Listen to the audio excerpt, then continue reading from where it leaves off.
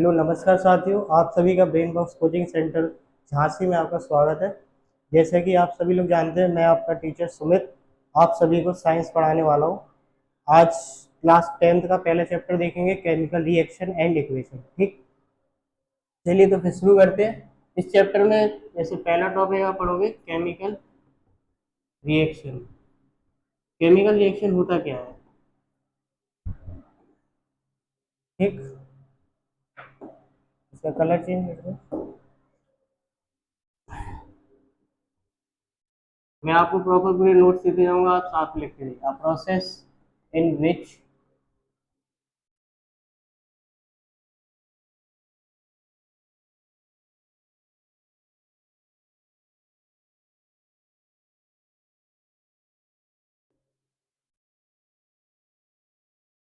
मतलब कहने का मतलब है केमिकल रिएक्शन में कोई सी भी एक प्रोसेस का होना जिसमें जो आपके केमिकल्स हैं, दो आपस में केमिकल मिक्स होकर एक नया केमिकल का जन्म कर दे या फिर निर्माण कर दे।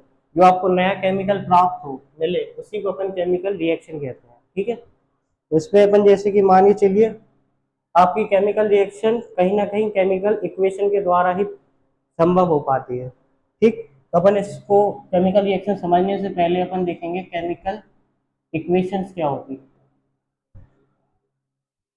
ये केमिकल इक्वेशन क्या होती है? अगर केमिकल इक्वेशन नहीं होंगी तो आपका केमिकल रिएक्शन का होना पॉसिबल ही नहीं है। तो अपन देखते हैं केमिकल इक्वेशन होती क्या है। बेसिकली कुछ नहीं, ये आपकी केमिकल जो रिएक्शन है उनके विथ सिंबल, जो भी आपको एलिमेंट या कंपाउंड दिए गए उनके सिंबल और फॉर्मूले से मिलके बने हुए रहते हैं। जैसे कि मान के चलिए आपको हमने लिख दिया H2 प्लस O2। ये दोनों क्या है? आपकी गैसेस है, एक साथ मिलेंगी तो आपका क्या बन जाता है? H2O लिक्विड यानी वाटर। H आपका क्या है? ये हाइड्रोजन है। O आपका ऑक्सीजन है। यानी एक ऐसी सर्टेन प्रोसेस का होना जिसमें दो अलग अलग गैसेस हाइड्रोजन और ऑक्सीजन एक साथ मिलेंगे तो ये आपका वाटर बना देते हैं। ठीक, जिसको अपन पानी कहते हैं। तो इसमें आपने देखा कहीं ना कहीं केमिकल रिएक्शन में सिंबल्स आ गए। हाइड्रोजन का सिंबल जैसे H2 होता और ऑक्सीजन का सिंबल आपका O2 होता है। ये दोनों आपस में कंबाइंड हुए, ठीक, एक फॉर्मूला के अंदर है, तो आपका क्या बन गया? H2O। ठीक, ये जो पूरी प्रक्रिया हुई है इसी को अपन क्या बोलते हैं? Chemical reaction. ठीक, यहाँ से आपने देखा दो अलग अलग एलिमेंट थे, आपस में कंबाइंड होकर क्या बना दिया? एक कंपाउंड को बना दिया। जो ये कंपाउंड बना हुआ है तो एक नया सब्सटेंस मिला ना, दो अलग अलग सब केमिकल्स मिक्स होकर एक अलग केमिकल बना दिया गया। यही है वो चीज, इसी को अपन केमिकल रिएक्शन कहते हैं। ठीक, अब मैं आपको कुछ चीजें बता दे रहा हूँ। जैसे कि आपको यहाँ पे देखा था, आपने क्या लिखा था? H2 plus O2 gives H2O। जो आपका लेफ्ट साइड दिखता है इसको अपन कहते हैं रिएक्टेंट। जो ये वाला पार्ट होता है इसको कहा जाता है प्रोडक्ट। इन दोनों के आपस में वैल्यू लगभग सेम होती है केमिस्ट्री के आधार पर। जब ये दोनों आपस में बराबर होंगे तभी जाके आपका कोई भी केमिकल इक्वेशन बैलेंस होगी। ठीक, यहाँ पे अपन देखते हैं जैसे कि हमने आपसे लिख दिया कहीं पे AQ लिख देंगे, इसका मतलब होता है एक्वस, जिसको अपन कह सकते हैं सॉल्युबल इन वाटर, जो पानी में आप आसानी से मिल जाए। ये कुछ टर्म है, याद रखिएगा। जैसे हमने अब कहीं पे लिख दिया आपसे PPT। PPT का मतलब क्या होता? Insoluble in water.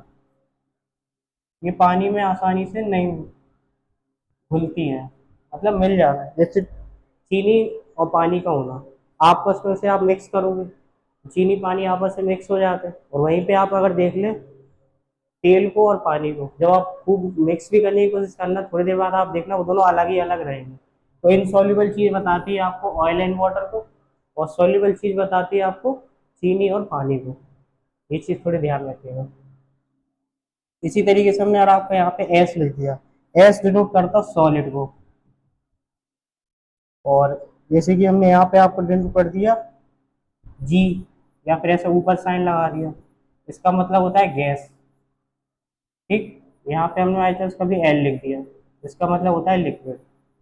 देखो इक्वेशन में हमने जैसे यहाँ पे जी लगा दिया तो आप समझ जाएंगे कैसा वाला है, गैस वाला है। यहाँ पे हमने जैसे आपका एल लगा दिया या फिर ए क्यू लगा दिया, तो आप समझ जाना एक्वस में सॉल्युबल इन वाटर वाला है। ठीक, ये सब चीज़ें आप थोड़ा ध्यान रखिएगा। इसी तरीके से अपन ने केमिकल रिएक्शन को समझ लिया है। अगला टॉपिक शुरू होता है आपका बैलेंस केमिकल रिएक्शंस क्या होती है। तो अपना शुरू करते हैं, इसको डिफाइन में भी समझाने की कोशिश करेंगे।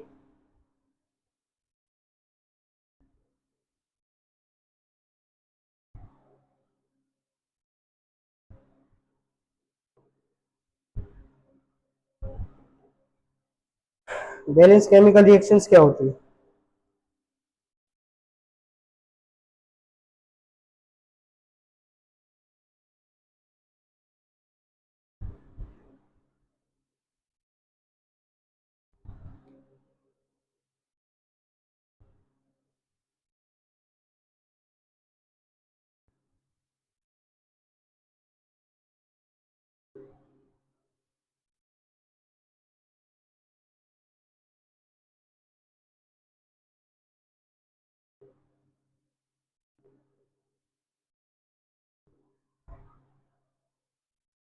अब ध्यान से देखिए, बैलेंस केमिकल रिएक्शन आपको क्या बताता है, जो नंबर ऑफ एलिमेंट्स, यानी कि जो आपको बताए थे रिएक्टेंट और प्रोडक्ट साइड के बीच में जो नंबर ऑफ एलिमेंट्स, एटम्स, मतलब एलिमेंट के अंदर पाए जाने वाले जो भी एटम्स होते हैं वो हमेशा बराबर होने चाहिए, एलएचएस और आरएचएस के।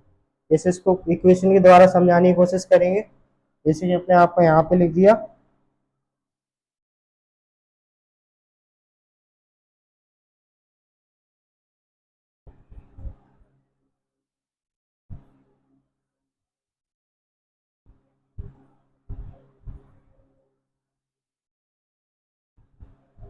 अब इसी कुछ एग्जांपल ले लेते हैं अपन। जैसे एक एलिमेंट होगा A2, ऐसे ही दूसरा एलिमेंट हो गया B2, दोनों आपस में कंबाइंड हुए तो इनने क्या बना दिए, AB।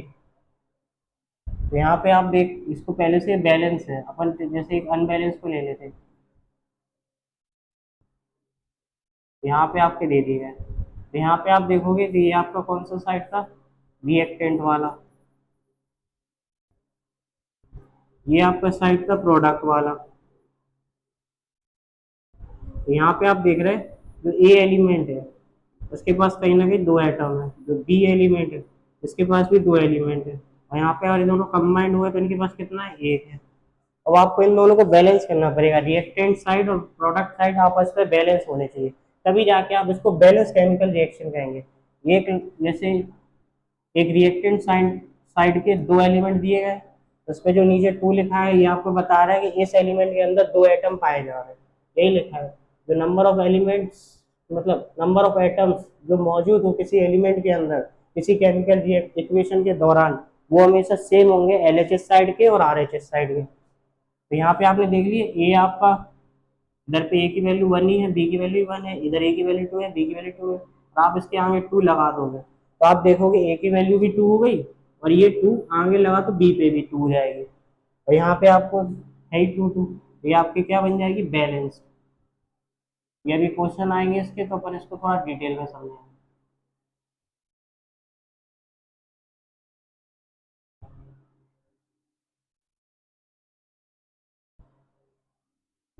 अब दिमाग में आपका क्वेश्चन उठा हुआ कि बैलेंस करी ही क्यों रहे हैं, जरूरी क्यों है। अपन इक्वेशन को बैलेंस ना करें तो क्या होगा, बैलेंस क्यों, क्योंकि आपका कंजर्वेशन ऑफ मास क्या सिखाता था आपको,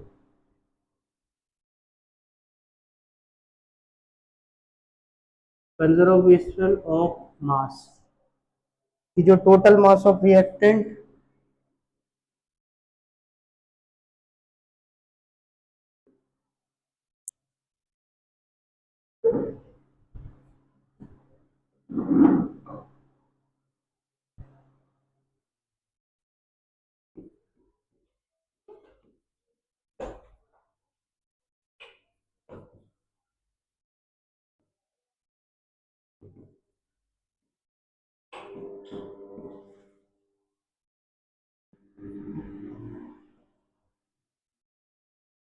इक्वेशन को आपको बैलेंस इसलिए करना पड़ा क्योंकि law of conservation of mass आपको ये सिखाता था कि टोटल मास ऑफ रिएक्टेंट होते हैं वो हमेशा बराबर होंगे किसके, टोटल मास ऑफ प्रोडक्ट के। ठीक, इसी के हिसाब से फिर समझते चलिए। कुछ मैं आपको एक ट्रिक देना चाहूंगा जिसमें थोड़ा ध्यान रखिएगा कि ये कुछ एलिमेंट है जो हमेशा सबसे पहले बैलेंस किए जाएंगे।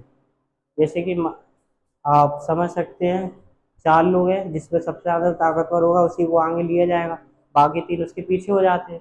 इसी तरीके से बैलेंस करने के लिए कुछ एलिमेंट होते हैं जिन्हें सबसे पहले बैलेंस किया जाता है और जो उनके अपेक्षा में दूसरे होते हैं उनको पीछे खिसका दिया जाता है। ठीक, जैसे कुछ है आपके एलिमेंट जिनको सबसे पहले बैलेंस किया जाएगा। फर्स्ट, बैलेंस मेटल, तो सबसे पहले मेटल होंगे बैलेंस। कौन से वाले एलिमेंट है वो,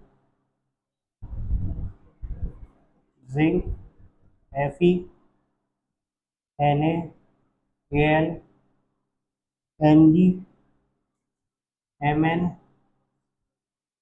Cu, Ca, Pb, Ba। इसी तरीके से सेकंड, दूसरे नंबर पे जो बैलेंस किए जाएंगे,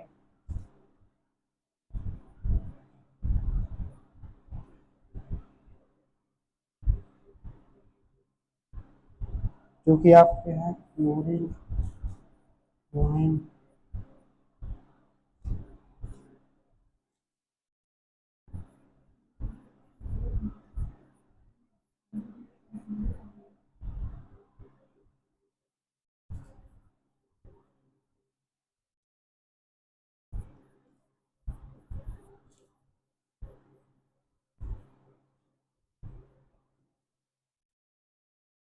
बैलेंसिंग के दौरान सबसे पहले प्रायोरिटी पे अपन मेटल्स को रखते हैं जो सबसे पहले बैलेंस होते हैं। तो मेटल्स आपके ये दिए हुए हैं कुछ, उसी तरीके से दूसरे नंबर पे अपन रखते हैं नॉन मेटल्स को प्रायोरिटी पे, वो फिर बैलेंस होंगे। इसके बाद अपन ऑक्सीजन और हाइड्रोजन की तरफ बढ़ते हैं। ठीक, इस ऑर्डर में आप बैलेंस करते चलते हो कोई भी रिएक्शन को इक्वेशन में।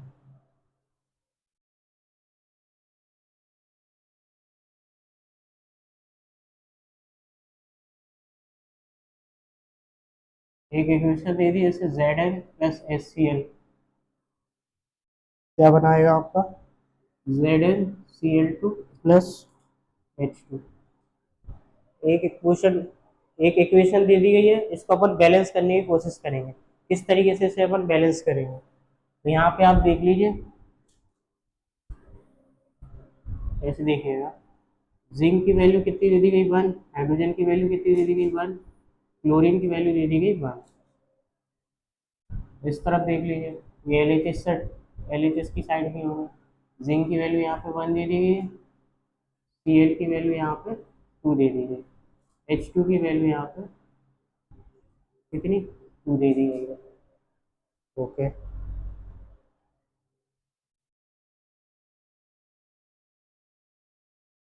तो यहाँ पे आपको क्या दिख रहा है, क्लोरीन की वैल्यू यहाँ पे 2 है, इसकी 1 है। ऐसी हाइड्रोजन की वैल्यू यहाँ पे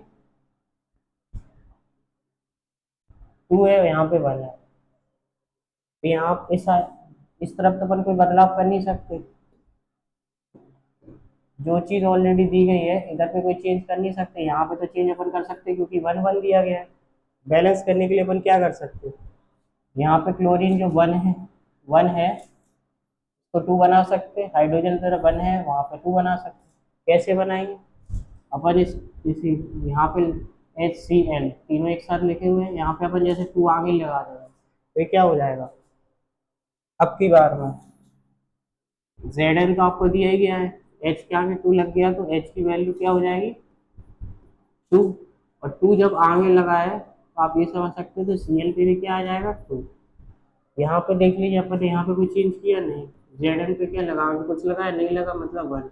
Cl नीचे लिखा है 2 तो ये आ गया, H के साथ यहाँ पे क्या लिखा है 2। यहाँ पे देख लीजिए Cl2 है, यहाँ पे भी Cl2 है, Zn1 है, यहाँ पे भी Zn1 है, H यहाँ पे 2 है, यहाँ पे 2। अब ये आपकी इक्वेशन क्या हो गई है, बैलेंस हो गई।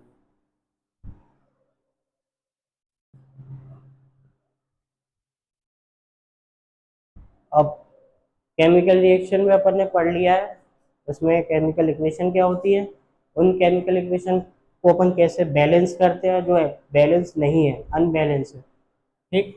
और बैलेंस भी अपन कैसे करते हैं, जो टोटल मास ऑफ रिएक्टेंट बराबर होंगे किसके, टोटल मास ऑफ प्रोडक्ट के। इस ऑर्डर पे अपन इस प्रिंसिपल को फॉलो करते हुए एक इक्वेशन को प्रूव करते हैं कि वो बैलेंस है, ठीक। इसी तरीके से केमिकल रिएक्शन भी आपकी 4 प्रकार की होती है। इसमें से पहली का नाम है, जैसे टाइप्स की बात करें ना यहाँ पर, तो टाइप्स में जो आपकी पहली टाइप है वो है आपकी combination reaction.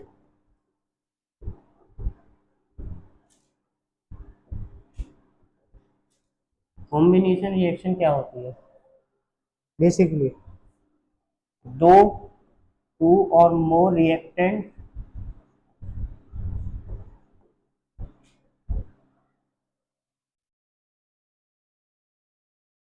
Combine to form,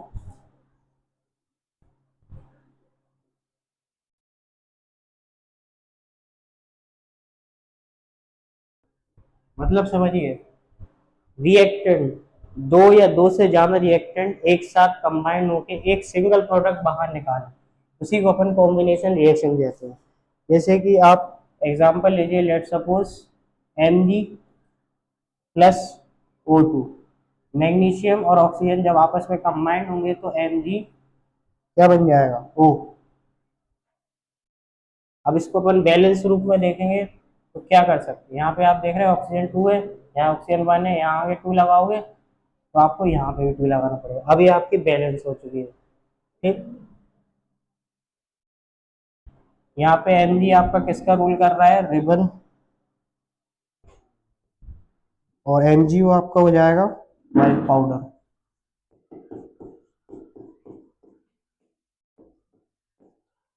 ठीक। इसके कुछ पॉइंट है इस इक्वेशन के, वो याद करने हैं आपको, जैसे कि इस रिएक्शन के दौरान आपके डेजलिंग व्हाइट लाइट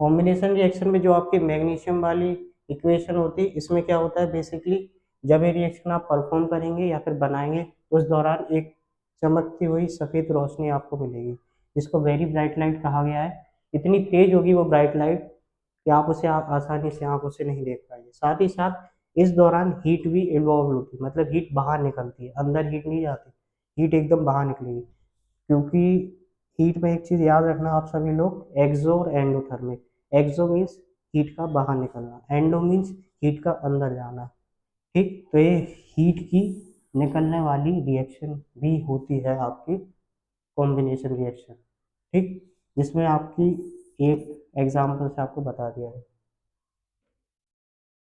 एक अगली इक्वेशन और देख लेते हैं अपन कॉम्बिनेशन रिएक्शन में, जो कि दी गई है आपको, कौन सी है ये, क्विक लाइम से स्लेक लाइम में बनना, यानी CaO, इसमें क्या मिलाया आपने, वाटर, H2O, तो क्या बना देगा आपका,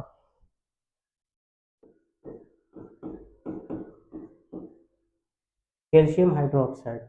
यानी आपने देखा कैल्शियम ऑक्साइड में जैसे ही आप पानी मिलाओगे, यानी कोई भी मेटल के साथ अगर ऑक्सीजन मिलता है तो हमेशा वो ऑक्साइड बनाएगा, कोई भी मेटल के साथ ऑक्सीजन मिलेगा तो क्या बना देगा आपका, ऑक्साइड। उसी तरीके से कोई भी मेटल के साथ OH मिल जाए उसको अपन हाइड्रोक्साइड कहते हैं।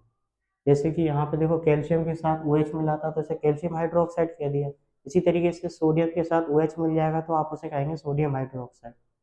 इसी तरीके से लेड के साथ OH मिल जाएगा तो आप उसे कहोगे लेड हाइड्रोक्साइड। और जैसे कि इधर CaO था, इसी तरीके से अपन ने लेड ले लिया, LPbO लगा दिया, उसे लेड ऑक्साइड भी आप कह दोगे, ठीक। इस रिएक्शन में कुछ बातें थी, उनको समझ लेते हैं।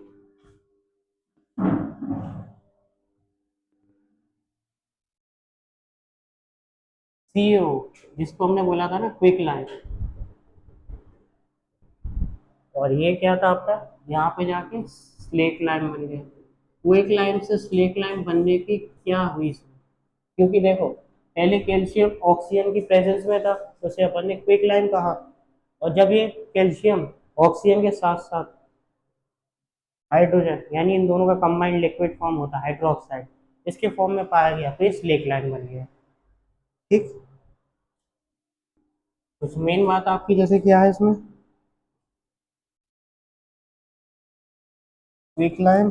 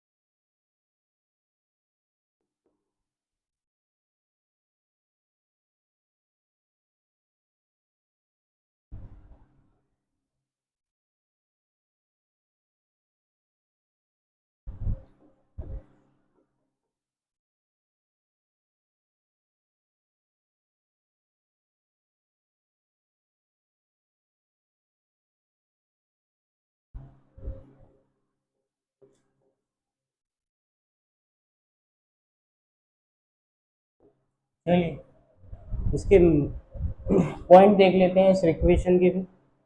जो क्विक लाइम है पानी के साथ बहुत जल्दी रिएक्ट कर जाता है। इसी तरीके से जब आप इन दोनों को मिलाएंगे, चूना जैसे आप कहते हैं, पानी में अगर आप कैल्शियम ऑक्साइड को मिलाओगे तो आप देखते नहीं हो कि उसके अंदर हीट निकलती है।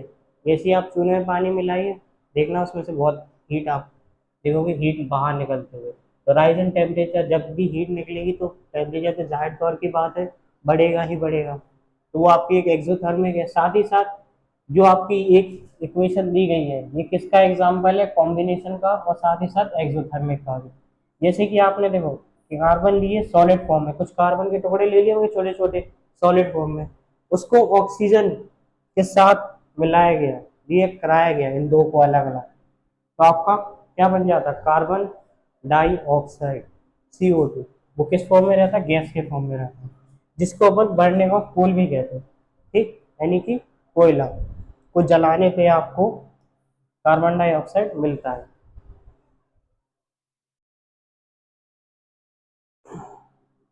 इसी के साथ आपका पूरा कॉम्बिनेशन रिएक्शन, ये केमिकल इक्वेशन का एक टाइप खत्म हो गया है। अगले टाइप के अपन और बढ़ते चलते हैं। दूसरा टाइप आपको दिया गया है जैसे कि डीकम्पोजिशन रिएक्शन।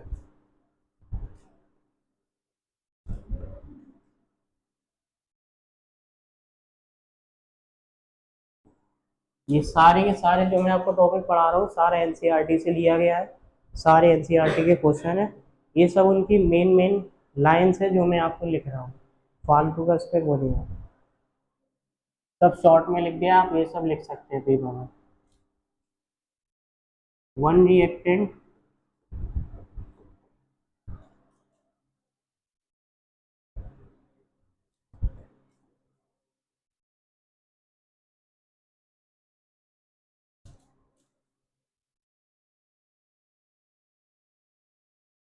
यानी इस लाइन का मतलब क्या है, एक रिएक्टेंट दो या दो से ज्यादा प्रोडक्ट में टूट जाए। डिकम्पोजिशन का मतलब ही यही होता है कि मान के चलिए एक बड़ा पत्थर है, उसके आप टुकड़े कर दो, एक सिंगल होगा, उसके आपने टुकड़े कर दिए, डिकम्पोज कर दिए, मतलब ब्रेक डाउन होना चाहिए। डिकम्पोजिशन बेसिकली आपका ब्रेक डाउन को समझाने की कोशिश करता है किस तरीके से वो टूटा हुआ है। दो या दो से ज्यादा टुकड़ों में जब वो टूट जाएगा, और टुकड़े यहाँ पे किस चीज की बात कर रहे हैं, रिएक्टेंट साइड और प्रोडक्ट साइड की। यानी रिएक्टेंट साइड आपका क्या होगा, एक बड़ा सा टुकड़ा, और प्रोडक्ट क्या है, छोटे छोटे उसके दो या दो से ज्यादा टुकड़ों में टूट जाए, उसी को अपन डिकम्पोजिशन रिएक्शन कहते हैं। कॉम्बिनेशन क्या था, वही जो छोटे छोटे टुकड़े थे उन सबको कंबाइन करके एक जगह स्टोर करके रख दिया अपन, वो आपका कॉम्बिनेशन हो जाएगा। ठीक, जैसे कि मान के चलिए आपके पास चार टुकड़े थे, एक डब्बे में भर के एक तरफ रख दिए, मतलब रिएक्टेंट वाली साइड से प्रोडक्ट साइड में एक डब्बे में रख दिया चार डब्बों को, तो वो आपका कॉम्बिनेशन कहलाएगा। और यहाँ से आपने जैसे कि अब एक डब्बे में चार रखे हुए, निकाल के बाहर चार रख दिए प्रोडक्ट साइड पे, तो वो डिकम्पोजिशन हो गया। यही चीज है पूरी। डिकम्पोजिशन में टाइप तीन प्रकार के होते हैं, जो कि पहला टाइप होता है आपका थर्मल डिकम्पोजिशन, फिर होता है इलेक्ट्रोलिसिस डिकम्पोजिशन, और एक होता है फोटोलिसिस डिकम्पोजिशन। अपन पहला टाइप देखेंगे, जो कि होता है आपका थर्मल डिकम्पोजिशन।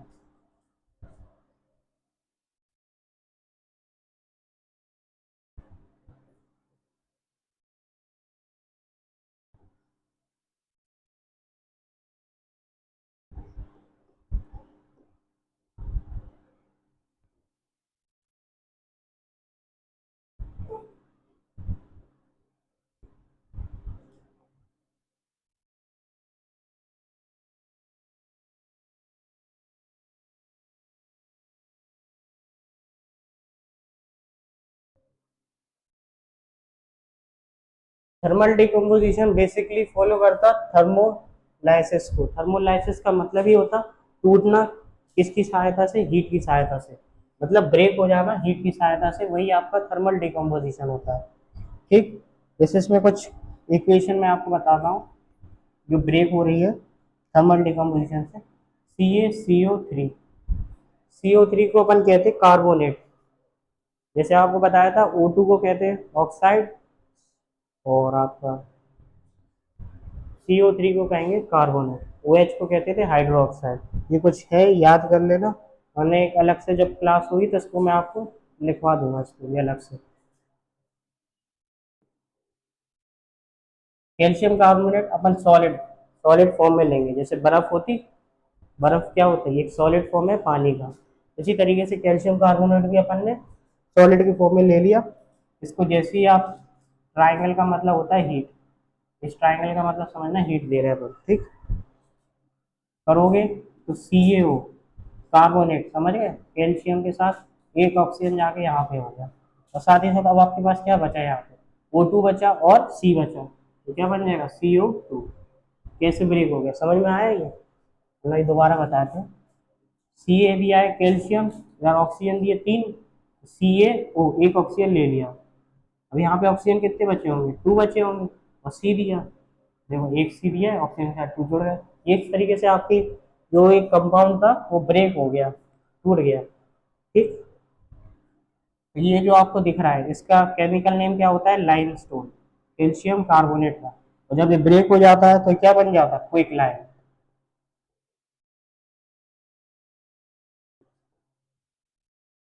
इसी तरीके से अगली इक्वेशन और देख लीजिए, Fe SO4, ये ब्रेक हो जाएगा किसमें, Fe2O3 plus SO2 plus SO3 का कलर आप बेसिकली देखेंगे रेड या फिर ब्राउन, और Fe का कलर रहता है ग्रीन।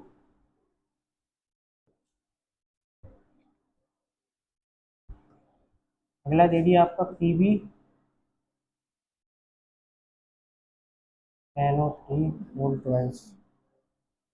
ये भी सॉलिड के फॉर्म में दिया हुआ है।